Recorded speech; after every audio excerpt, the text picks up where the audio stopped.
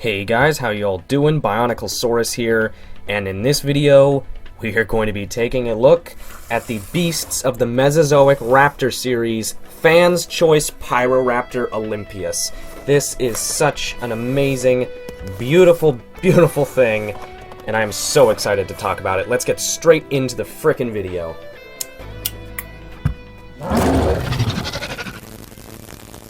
So, it's safe to say that we're going to be doing this video a little bit different from my last few reviews over the past several months or year or whatever it's been.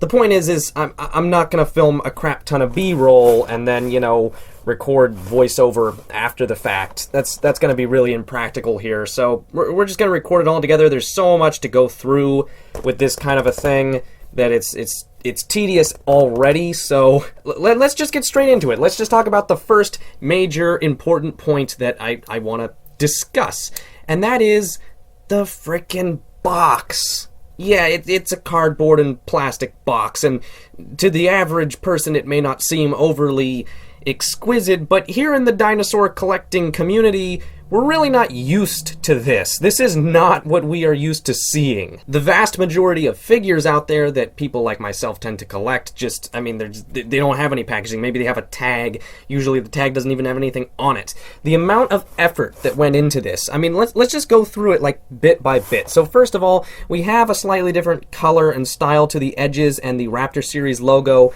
showing that it is indeed Fans' Choice. That fact is also reflected in the artwork, which is done by a very noticeably different graphic artist from the person who did the art for the main series Raptors, and I believe they're credited somewhere on here. And then we have this nice little bit up here, says the series, and then we have the name of the thing, and the scale, 1/6 scale, like all of the Raptor series figures. On the end here we have some more standard information, a nice looking little black and white illustration. Like that looks like it's made by a completely different person than the main artwork on the box, and so who knows how much work it took and how many people they had to commission just to get all of the graphics onto this thing. This side is just a little wraparound plastic window. The back is really where this thing shines. And, here we have an actual little fact list. I won't read through that. It's basically a tiny Wikipedia page, but it's so nice that they included something like that at all. And we also have all of the other Fans' Choice Raptors illustrated on the right side of the back of the box. We also have a smaller but more zoomed out complete version of the main front artwork. As you can see, we have the Fans' Choice Dromaeosaurus, the Saurornitholestes, and the Xenuan Long. This really it captures something that's exceedingly well done. I think just the main thing it conveys to me is the amount of just care and effort that the people behind these figures, and specifically David Silva, the main person behind the whole series, really put into all the stuff from the lineup. It's so much time and thoughtfulness, Taking a look at the figure all nicely put together and taken out of its packaging, oh my gosh, this is just the beast of the Mesozoic figures. I know some people have talked about them being a little overhyped, and I know some people may not be as interested in them now that the initial wave of hype is sort of dying down, but I just can't express enough how breathtaking both of my figures are, how fantastic all of them look. I plan to get more. I think these are just truly something special. I think they'll have more collectability and lasting power than a lot of the more typical figures that we get these days. Not that those aren't all fantastic, because they are, and they all have value of their own that's very different from the value that you get from something like this, but it's just, this whole thing looks incredible. So, let me just try not to knock him over. I did crack one of the ball joints in the posing rod, so he's a little loose. I probably should have grabbed the one from my Dromaeosaurus, but what the heck, whatevs. So anyway, I'm going to be doing this section of the video in sort of two parts. I'm going to start out talking about my usual talking points in a review, as if this thing is a normal figure, and then we'll get into sort of the features and articulation, the stuff that's more specific to a beast of the Mesozoic raptor. So, getting into some of the things we usually talk about, let's just talk about the paint scheme, because that's why I got this thing. This orange and blue combination, just orange and blue, for me, is such a fantastic sort of utilization of the color wheel it's just a great contrast, and they're complementary at the same time. Whoever designed the colors on this really knew what they were doing. I don't know what modern bird this is inspired by. I know that basically all, or exactly all as far as I know, of the Mesozoic beasts of Mesozoic raptors have a modern bird as the initial inspiration, and sometimes a very close match for their colors. So I don't know what modern bird this exactly represents. It might be a kingfisher.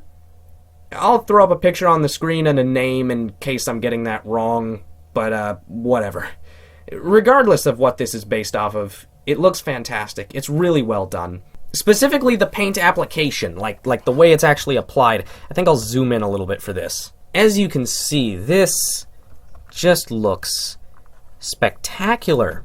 It's really well done. Now, on the head, you can see the one minor paint application mistake, and that's that the texturing of feathers goes out slightly beyond the paint color for the feathers. But that's super minor, and it's the only type of thing anywhere on the body that I can find like that. I mean, if I just kind of go through a little bit more of the figure here, just go down its whole length, turn its tail so you can see the tail fan a bit better. Just look at that. And this is a perfect time to bring up the sculpted texture as well. The feathers are really well sculpted. The scales are really well sculpted. Let me take it out of the base here so you can see the feet a little bit. How nice is that?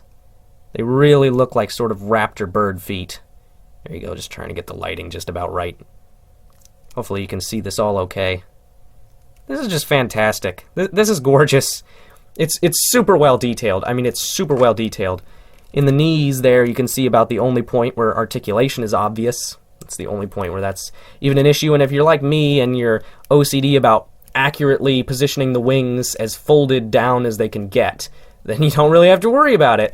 In terms of like the hands are pretty much molded all feathered. There's no real scales on the fingers, which I think is pretty nice. As far as I know, that's kind of the correct route to go. Just look at that head. Look at that gorgeous facial expression.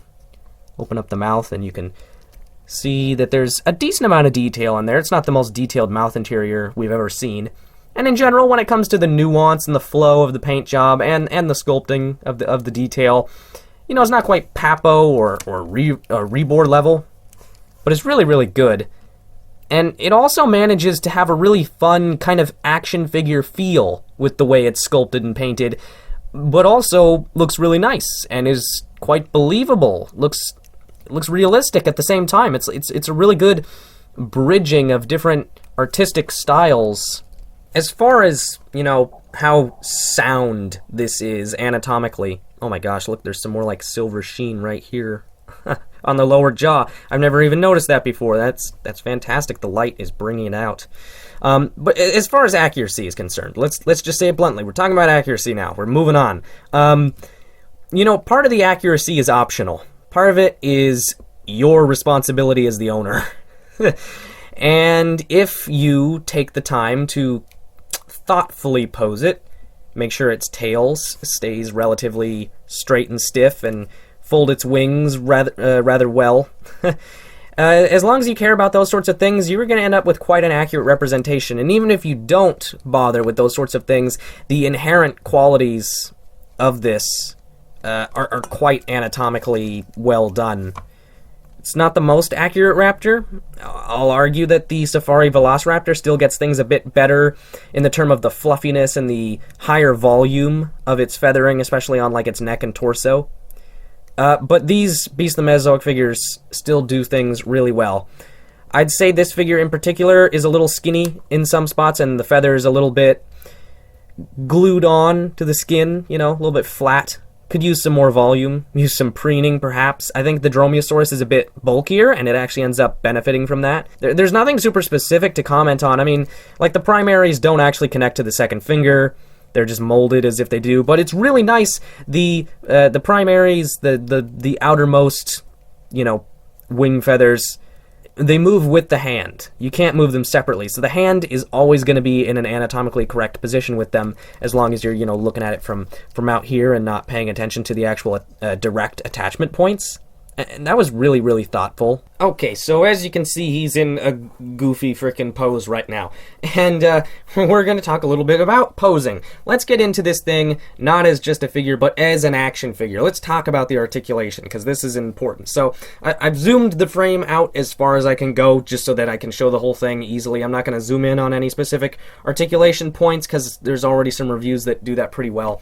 So let's just go through everything pretty quickly. So, okay, first of all, the base. You have a main point of articulation where the posing rod connects with the base, and you also have a little secondary ball joint up here, which is very necessary for posing, and it's a really good little thing that they added in for specifically the attachment. Now, as far as features go, there's a couple of different attachments. There's this wider one, which is pretty good for wrapping around the chest and the main belly sections, but if you want to wrap one around the pubic boot area, you got that little skinny one that clips on really well.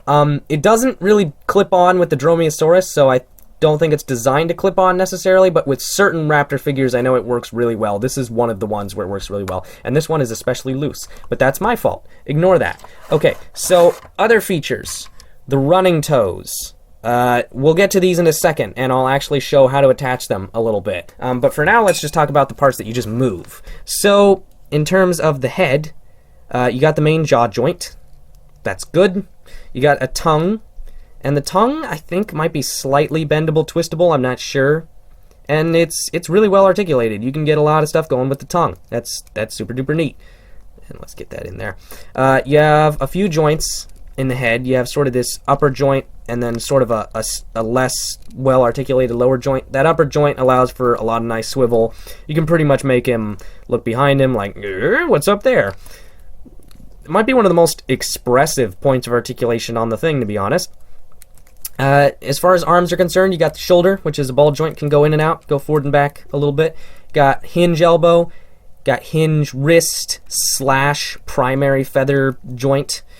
You got this little joint in the midst of the torso, in the midsection, and that's pretty good for like working in conjunction with more articulated joints, because it doesn't move much, but you know, if you want the whole thing to be curving a little bit convex or concave one way or the other, you know, the whole animal, then you know that little joint can make a bit of a difference. It's almost more of a hip sort of articulation point, or a waist joint, I suppose. The hip itself works exceptionally well on this particular figure because it's a bit skinnier, and this is a benefit of the skinnier, slimmer raptor molds from this series, is that the thigh can just move over the torso super well on both sides. The knees are super duper stiff, and as I mentioned in my unboxing, and as has been mentioned by the person who makes these, you gotta put these in some hot water or a blow dryer on them or something. You gotta warm up the joints to loosen them, especially the knees. Most of the joints are pretty much okay out of the box, but the knees and sometimes the jaw need some help. Then you got the ankle, and then you have the toe joints. And the toe joints include a main hinge that does that, a little swivel for the two, you know, toes that he actually walks on, and then obviously a nice little joint for the killing claw. And then the tail has two joints, well, technically three, I suppose. Technically a lot more. It depends on how you define joint, I suppose. It has two proper joints. It has a little swivel down in here, and then its main ball joint is the secondary one. And it's also bendable twistable, which, you know, I recommend being as careful as possible with, and not to mention for a raptor, a tetaniran theropod, you don't need to bend it super crazy. But it's still nice to have. Okay, let's talk about toes. I'm going to show a little bit about how to reattach, or I suppose detach and then attach the running toes, or well, detach, whatever. First you have to detach the normal toes, the walking toes, which are what are going to be on here by default when you open it up. The way to do this, general carefulness is important, but specifically you want to twist it. You don't want to pull it straight off, so twist it to loosen it up. This one is super loose, the other one isn't quite as loose, so I'll show that one as well. You know, twist and pull gently. Twist more vigorously than you are pulling. And then as far as the running toes being attached is concerned, you pretty much want to do the same thing, but here you got to push a little harder. You know, got to push harder than you were pulling. Maybe it's just because I don't use these as much, but you know, they're a little stiffer. And again, the twisting motion is very important as well. There we go. The other thing to talk about with detaching and attaching is the base tail joint. So normally this joint just goes straight parallel with the direction of the spine, but you can also make it point up a little bit. This one requires a lot of strength and finagling. Oh yeah, okay, there we go. So that's what you should have. And if you can see in there, there's a couple little joints or sockets, and that top one is the one that it was in before. And again, that pretty much has the tail going out straight. But if you want to get the tail going up like that, then you can attach it into this one, and I'll try to do that to the best of my ability, but it's a bit hard, so there we go. And thankfully, I don't feel the need to do that too much, because it's only really for those very exciting, dramatic poses where the tail needs to be sticking up as like a stiff balancing rod. But if you want to achieve that, then that's the way to do it. So what do I think of this thing overall? Well, overall, I think it's amazing. I've already expressed why I think it's so fantastic in terms of it as a normal figure. In terms of it as an action figure, I think the articulation is great. None of the joints are too stiff to work with, even though some of them are a little stiff right out of the box, and none of them have gotten, you know, horribly loose. The toes on this particular figure are a little loose, and then obviously the posing rod is loose, but that, again, is my fault. I cracked it. I wasn't being careful. So yeah, as long as you're gentle with this, it should hold up great. I think it's well designed. Some people have complained about the fragility of these raptors. I don't see where the complaint lies. I think, considering how they came to be, don't worry about it that much. Be careful, but, I mean, it's not a reason not to get them. It does not overpower the good things, the pros. When it comes to actually positioning this thing and getting in a good pose, using the articulation, you don't have to finagle with it too much. It doesn't take that much work. Unless you're just horrible at posing action figures, you should be fine. I mean, I don't consider myself some sort of master action figure poser or anything, obviously. But these guys look great. You can get them into all sorts of fantastic positions. And in fact, I'm gonna make this one a little more extreme and bend the leg back a bit more. Yeah, look at that. He's really booking it, making tracks, chasing after some would-be herbivore, or maybe away from a bigger carnivore, I don't know. Overall, this is fantastic, and it's getting an easy 9 out of 10. Yeah, that's right, we're changing to a typical 1 to 10 rating system. I like my current rating system, I do. I like that all of the ratings have their own little names, but it's constrictive. There's only 5 possible ratings, so we're switching it up, at least for now. I don't know. Maybe we'll just go back to the old way, but for now, I think we need nuance. I think we need more options. So, 9 out of 10 for this guy. Highly, highly recommended. That would be the rating it would get if we were still using the old one, was the highest possible, which is highly recommended. That's the exact phrase, and yeah. The only reason this isn't getting a 10 out of 10 is because the paint job and the sculpted detail isn't quite on, you know, like a Papo or Rebor level, but it's still way more than passable. Overall, that's really all there is to say about this. This is a beautiful, beautiful thing. I highly recommend this one specifically, not just the Raptors as a whole, even though I do. This specifically, I think, is an underappreciated individual. I might be the only one to have made an actual proper video review of it so far, I'm not sure. But overall, the Beasts of the Mesozoic, Fans' Choice Pyroraptor Olympius, is an absolutely breathtaking action figure. It is so fun to work with and looks fantastic on your shelf. And even the box is amazing. Thank you very much for watching, and BionicleSaurus, signing out.